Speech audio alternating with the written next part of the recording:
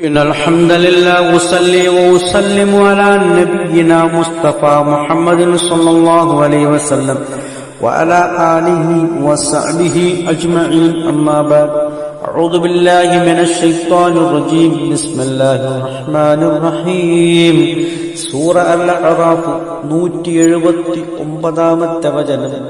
അതിലെ ചില ശകലങ്ങൾ ലഹും ഖുലൂബുൻ ലാ യഫ്ഖഹൂന ബിഹാ, അവർക്ക് ഹൃദയങ്ങളുണ്ട്, ലാ യഫ്ഖഹൂന ബിഹാ, അതുകൊണ്ടവർ ഗ്രഹിക്കുകയില്ല എന്ന് പറഞ്ഞാൽ ഗ്രഹിച്ച് സത്യം മനസ്സിലാക്കില്ല.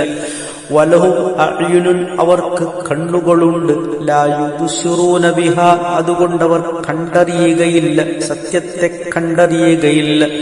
വലഹും ആദാനുൻ, അവർക്ക് കാതുകളുണ്ട്, ലാ യസ്മഊന ബിഹാ, അതുകൊണ്ട് അവർ കേൾക്കേണ്ടത് കേൾക്കുകയില്ല, കേട്ടറിയുകയില്ല.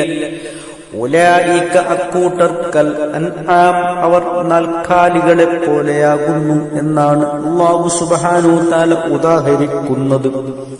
എന്താണ് ഇതിന്റെ പിന്നിലുള്ള രഹസ്യം?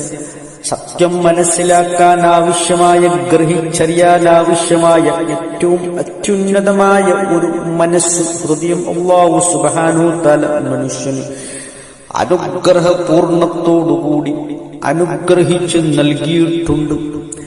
ആ ഹൃദയം കൊണ്ട് മനുഷ്യന് എത്ര ഉയരത്തിൽ വേണമെങ്കിലും എന്തും ചിന്തിച്ച് പഠിച്ച് മനസ്സിലാക്കാൻ കഴിയും. അത് യഥാവിധി അവൻ ഉപയോഗപ്പെടുത്തുന്നില്ല.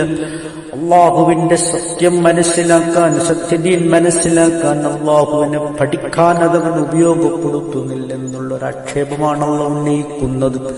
അതുപോലെ കണ്ണുണ്ടെങ്കിലും കാതുണ്ടെങ്കിലും അതൊരിക്കലും അത് കണ്ടറിയുവാനോ കേട്ടറിയുവാനോ, സത്യത്തെ കണ്ടറിയുവാനും കേട്ടറിയുവാനും അതവൻ ഉപയോഗപ്പെടുത്തുന്നില്ല എന്നാണ് അള്ളാഹു പറയുന്നത്. അത്തരക്കാർ നൽകാലികളെ പോലെ വെറും കാഴ്ചകൾ കാണുന്ന, അല്ലെങ്കിൽ കേൾവികൾ കേൾക്കുന്ന, അതുപോലെ എന്തെങ്കിലും ചില വിളിയും ഒച്ചകളും മനസ്സിലാക്കാൻ കഴിയുന്ന ഹൃദയമുള്ള നൽകാലികളെ പോലെയാകുന്നു അവർ, ആ മനുഷ്യർ എന്നാണ് അല്ലാഹു സുബ്ഹാനഹു വ തആല ഉദാഹരിക്കുന്നത്.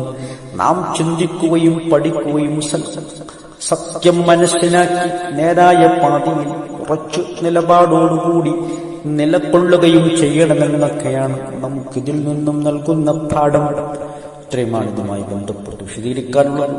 ആഖിറു ദഅവാനാ അനിൽ ഹംദുലില്ലാഹി റബ്ബിൽ ആലമീൻ.